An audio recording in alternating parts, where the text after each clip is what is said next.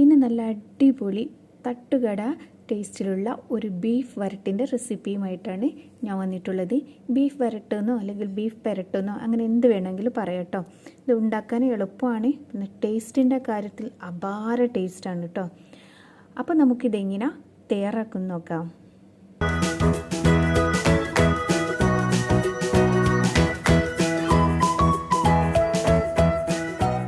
അപ്പോൾ ഞാനിവിടെ 1 kilo beef എടുത്തിട്ടുണ്ട്. ഇത് എല്ലില്ലാത്ത ബീഫാണ് കേട്ടോ ഞാനിവിടെ എടുത്തിട്ടുള്ളത്. അത് നന്നായിട്ട് കഴുകി വൃത്തിയാക്കി എടുത്തതാണിത്. ഇനി ഇതിലേക്ക് നമുക്ക് മസാലകളൊക്കെ ഒന്ന് ചേർത്ത് കൊടുക്കാം. അതിനായിട്ട് ഞാനിവിടെ 2 ടേബിൾ സ്പൂണ് കാശ്മീരി മുളക് പൊടി ചേർത്ത് കൊടുക്കുന്നുണ്ട്. ഞാൻ കാശ്മീരി മുളക് പൊടിയാണ് കേട്ടോ ചേർത്ത് കൊടുക്കുന്നത്, അപ്പോൾ നല്ലൊരു കളർ കിട്ടും. ഇതിലേക്ക് 1/2 ടീസ്പൂണ് മഞ്ഞൾപ്പൊടിയും നമുക്ക് പാകത്തിന് ഉപ്പും ചേർത്ത് കൊടുക്കാം.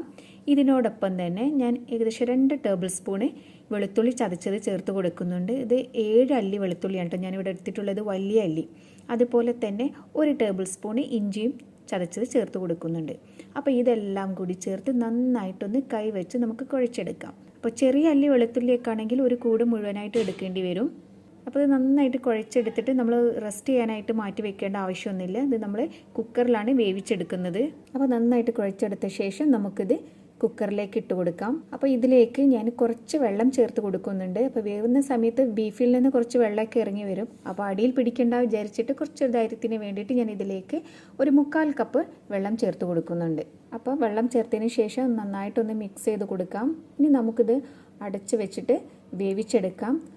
അപ്പോൾ ആ ബീഫ് വേവുമ്പോഴേക്കും നമുക്കിതിലേക്കുള്ള മസാല ഒന്ന് റെഡിയാക്കാം. അതിനായിട്ട് ഞാനൊരു ഫ്രൈ പാൻ അടുപ്പിൽ വെച്ചിട്ട് ഇതിലേക്ക് 2 ടേബിൾ സ്പൂണ് മല്ലി ചേർത്ത് കൊടുക്കുന്നുണ്ട്. പച്ചമല്ലിയാണ് കേട്ടോ ചേർത്ത് കൊടുക്കേണ്ടത്. ഇതിനോടൊപ്പം തന്നെ 1 ടേബിൾ സ്പൂണ് പെരുംജീരകം ചേർത്ത് കൊടുക്കാം, അതായത് വലിയ ജീരകം. ഇതിനോടൊപ്പം തന്നെ 1 ടേബിൾ സ്പൂണ് കുരുമുളകും ചേർത്ത് കൊടുക്കാം. ഇതിനോടൊപ്പം 4 ഏലക്കായും ഒരു 5-6 ഗ്രാമ്പൂവും ഒരു 2-3 കഷ്ണം പട്ടയും ചേർത്ത് കൊടുക്കാം. ഇതിനോടൊപ്പം തന്നെ ഒരു 6-7 വറ്റൽ മുളകും കൂടി ചേർത്ത് കൊടുക്കാം. ഇതെല്ലാം കൂടി ചേർത്ത് വളരെ ചെറിയ തീയിൽ നമുക്കൊന്ന് മൂപ്പിച്ചെടുക്കാം. അപ്പോൾ തീ ഒരിക്കലും കൂട്ടി വെക്കരുത്, ചെറിയ തീയിലായിരിക്കണം നമ്മളിത് മൂപ്പിച്ചെടുക്കേണ്ടത്. ഒരു 5-6 മിനിറ്റ് നന്നായിട്ട് തന്നെ ഒന്ന് മൂപ്പിച്ചെടുക്കാം. ഇതിൻ്റെ കളറൊന്നും ഒട്ടും മാറരുത് കേട്ടോ. നമ്മൾ മൂപ്പിച്ചെടുക്കുന്ന സമയത്ത് അങ്ങനെ ആകുമ്പോൾ നമ്മുടെ മസാലയുടെ ടേസ്റ്റ് തന്നെ മാറിപ്പോകും. അപ്പോൾ തീ നന്നായിട്ട് കുറച്ച് വെച്ചിട്ട് ഒരു 5-6 മിനിറ്റ് നമുക്കിത് വറുത്തെടുക്കാം. അപ്പോൾ നന്നായിട്ട് ഇവിടെ വറുത്തെടുത്തിട്ടുണ്ട്. ഇപ്പോൾ ഏകദേശം ഒരു 6 മിനിറ്റ് ആയിട്ടുണ്ട്. ഞാൻ ഇവിടെ തീ ഓഫ് ആക്കിയിട്ടുണ്ട്. ഇനി നന്നായിട്ട് ഇത് ചൂടാറി വരട്ടെ. ചൂടാറി വന്നതിന് ശേഷം നമുക്ക് പൊടിച്ചെടുക്കാം. അപ്പോൾ ഞാനിവിടെ വറുത്തപ്പോൾ ഒട്ടും തന്നെ കളർ മാറിയിട്ടില്ല കേട്ടോ, അത് പ്രത്യേകം നിങ്ങൾ ശ്രദ്ധിക്കുക. ഇപ്പോൾ നമ്മുടെ ബീഫ് ഇവിടെ നന്നായിട്ട് വെന്ത് വന്നിട്ടുണ്ട്. ഞാനൊരു 8 വിസിൽ വന്നപ്പോൾ ഓഫ് ആക്കിയിട്ടതാണിത്. അപ്പോൾ ഇതിൽ കുറച്ച് വെള്ളമൊക്കെ ഉണ്ട് കേട്ടോ. അത് നമുക്ക് ഒന്നുകിൽ വറ്റിച്ചെടുക്കണമെങ്കിൽ വറ്റിച്ചെടുക്കാം. അപ്പോൾ ഞാൻ ഇവിടെ വറ്റിച്ചെടുക്കുന്നില്ല, നമ്മൾ മസാല വഴറ്റിയെടുക്കുന്നില്ല. ആ സമയത്ത് നമുക്ക് അതിലേക്ക് ഒഴിച്ചു കൊടുക്കാം. ഇനി നമുക്കിതെങ്ങനെ വരട്ടിയെടുക്കുന്നു നോക്കാം. അപ്പോൾ ഒരു പാൻ അടുപ്പിൽ വെച്ചിട്ട് അതിലേക്ക് ഒരു 3-4 ടേബിൾ സ്പൂണ് വെളിച്ചെണ്ണ ചേർത്ത് കൊടുക്കാം. അപ്പോൾ വെളിച്ചെണ്ണയിൽ ചെയ്യുമ്പോഴാണ് കൂടുതൽ ടേസ്റ്റ് ഉണ്ടാവുക കേട്ടോ. അപ്പോൾ വെളിച്ചെണ്ണ ചൂടായി വന്നാൽ ഇതിലേക്ക് ഒരു വലിയൊരു സവാള ചെറുതായിട്ട് കൊത്തിയരിഞ്ഞിട്ട് ചേർത്ത് കൊടുക്കാം. ചെറുതാണെങ്കിൽ ഒരു 2 എണ്ണയൊക്കെ ചേർത്ത് കൊടുക്കാവുന്നതാണ്. അപ്പോൾ സവാള നന്നായിട്ട് തന്നെ വഴറ്റിയെടുക്കണം. ഈ വെളിച്ചെണ്ണയിൽ കിടന്നിട്ട് നന്നായിട്ട് തന്നെ മൂത്ത് വരണം. അപ്പോൾ അത് സവാള നന്നായിട്ട് മൂത്ത് വന്നിട്ടുണ്ട്. ഈ സമയത്ത് നമ്മൾ നേരത്തെ വറുത്ത് പൊടിച്ച് വെച്ച മസാലയില്ലേ, അത് മുഴുവനായിട്ട് തന്നെ ഇതിലേക്ക് ചേർത്ത് കൊടുക്കാം. അപ്പം ഞാൻ 1 കിലോ ബീഫിന് കണക്കായിട്ടുള്ള മസാലയാണ് കേട്ടോ തയ്യാറാക്കിയിട്ടുള്ളത്. അപ്പോൾ അത് മുഴുവനായിട്ട് തന്നെ ചേർത്ത് കൊടുക്കണം.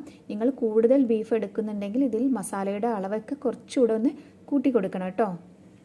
അപ്പോൾ ഇതിൽ കിടന്നിട്ട് നന്നായിട്ട് മൂത്ത് വരണം. നമ്മൾ ഈ മസാല ചേർക്കുന്ന സമയത്ത് തീ നന്നായിട്ട് തന്നെ കുറച്ച് വെക്കണം.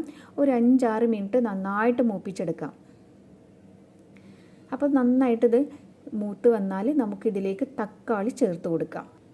ഞാനിതിലേക്ക് ഒരു വലിയൊരു തക്കാളി ചെറുതായിട്ട് അരിഞ്ഞിട്ട് ചേർത്ത് കൊടുക്കുന്നുണ്ട്. അപ്പോൾ തക്കാളി ചേർത്ത് നന്നായിട്ട് തന്നെ വഴറ്റിയെടുക്കാം. ഇതിലേക്ക് ഞാൻ കുറച്ച് കറിവേപ്പില ചേർത്ത് കൊടുക്കുന്നുണ്ട്. അതിനോടൊപ്പം തന്നെ നമുക്ക് ഈ മസാലയിലേക്ക് ആവശ്യമായിട്ടുള്ള ഉപ്പ് മാത്രം ചേർത്ത് കൊടുത്താൽ മതി. നമ്മൾ ബീഫ് വേവിക്കുന്ന സമയത്ത് ഉപ്പ് ചേർത്ത് കൊടുത്തിട്ടുണ്ട് കേട്ടോ.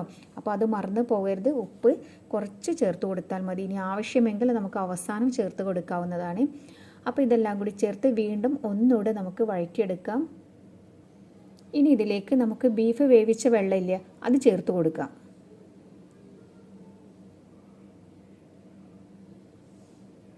അപ്പോൾ അത് ചേർത്ത് വീണ്ടും ഇളക്കി കൊടുക്കാം. ഇനി ഇതിൽ കിടന്നിട്ട് തക്കാളിയൊക്കെ നന്നായിട്ട് തന്നെ വെന്ത് അലിഞ്ഞ് വരണം. അപ്പോൾ തീ ഒരു മീഡിയം ഫ്ലെയിമിലേക്ക് മാറ്റി ഇട്ട് കൊടുക്കാം. അപ്പോൾ നന്നായിട്ട് മിക്സ് ചെയ്ത് കൊടുത്ത ശേഷം നമുക്കൊന്ന് അടച്ച് വെക്കാം. ഒരു 3-4 മിനിറ്റ് ഒന്ന് അടച്ച് വേവിച്ചെടുക്കാം. അപ്പോഴേക്ക് തക്കാളിയൊക്കെ നന്നായിട്ട് വെന്ത് കിട്ടും. അപ്പോൾ ഒരു 3-4 മിനിറ്റ് കഴിഞ്ഞിട്ടുണ്ട്. എണ്ണ എല്ലാം നന്നായിട്ട് തെളിഞ്ഞ് മുകളിൽ വന്നിട്ടുണ്ട്.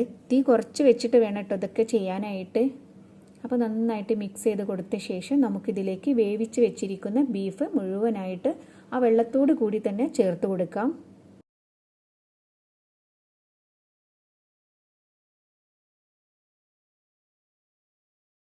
അപ്പോൾ ബീഫ് ചേർത്ത് കൊടുത്ത ശേഷം വീണ്ടും നന്നായിട്ടൊന്ന് മിക്സ് ചെയ്തെടുക്കാം.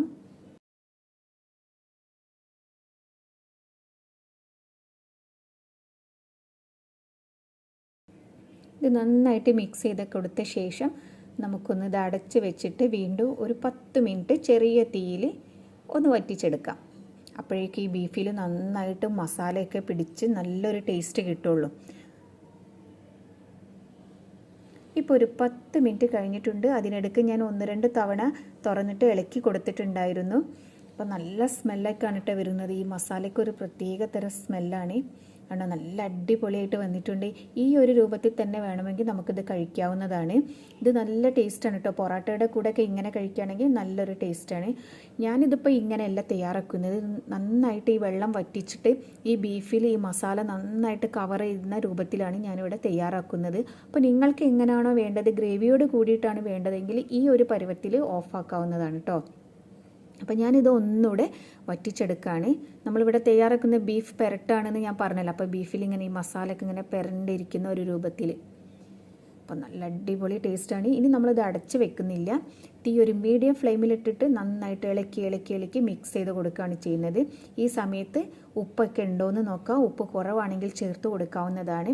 പിന്നെ കറിവേപ്പിലയൊക്കെ കുറച്ച് കൂടുതൽ വേണമെങ്കിൽ ചേർത്ത് കൊടുക്കാം. മല്ലിയില വേണമെങ്കിൽ മല്ലിയില ചേർത്ത് കൊടുക്കാം. പിന്നെ നിങ്ങളുടെ കയ്യിൽ തേങ്ങാക്കൊത്തുണ്ടെങ്കിൽ തേങ്ങാക്കൊത്തൊക്കെ ഈ സമയത്ത് ചേർത്ത് കൊടുക്കാവുന്നതാണ്. അപ്പോൾ അതാ ബീഫ് നന്നായിട്ട് വറ്റി വന്നിട്ടുണ്ട്. നന്നായിട്ട് എന്താ പറയുക, ബീഫിൽ ആ മസാലയൊക്കെ ഒരു പെരണ്ടിരിക്കുകയാണ്. അപ്പോൾ ഞാനിവിടെ തീ ഓഫാക്കാനായിട്ട് പോവാണ്. ഇനി ഇത് കുറച്ച് നേരം വെച്ചിട്ട് കഴിച്ചാൽ മതി. അപ്പോൾ ഇതൊന്നുകൂടെ ഡാർക്ക് കളറായിട്ട് വരും. അപ്പോഴാണ് കൂടുതൽ ടേസ്റ്റ് ഉണ്ടാവുക കേട്ടോ. അപ്പോൾ ഇത് നമുക്ക് എന്തിൻ്റെ കൂടെ വേണമെങ്കിൽ കഴിക്കാം. നെയ്ച്ചോറിൻ്റെ കൂടെയോ അത് പൊറാട്ടയുടെ കൂടെയോ അപ്പത്തിൻ്റെ കൂടെയോ ബ്രെഡിൻ്റെ കൂടെയോ ഒക്കെ കഴിക്കാവുന്നതാണ്. നല്ലൊരു അടിപൊളി ടേസ്റ്റാണ്. നിങ്ങൾ ഇതുപോലെ ഇതുവരെ തയ്യാറാക്കിയിട്ടില്ലെങ്കിൽ ഒന്ന് തയ്യാറാക്കി നോക്കൂട്ടോ. നല്ല ടേസ്റ്റായിട്ടുള്ള ഒരു ബീഫ് പെരട്ടാണിത്. ബീഫിൽ ഇങ്ങനെ മസാലയൊക്കെ ഇങ്ങനെ പൊതിഞ്ഞിരിക്കുകയാണ്. അപ്പോൾ എല്ലാവർക്കും ഇഷ്ടമാവും കേട്ടോ. അത്രയും നല്ലൊരു ടേസ്റ്റാണ്, ഞാൻ ഗ്യാരണ്ടിയാണ്.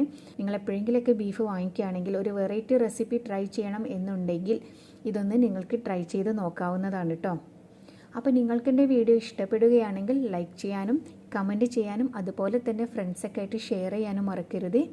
ഇനി ഞാൻ പുതിയൊരു റെസിപ്പിയുമായിട്ട് വീണ്ടും വരാം. അതുവരേക്കും ബൈ.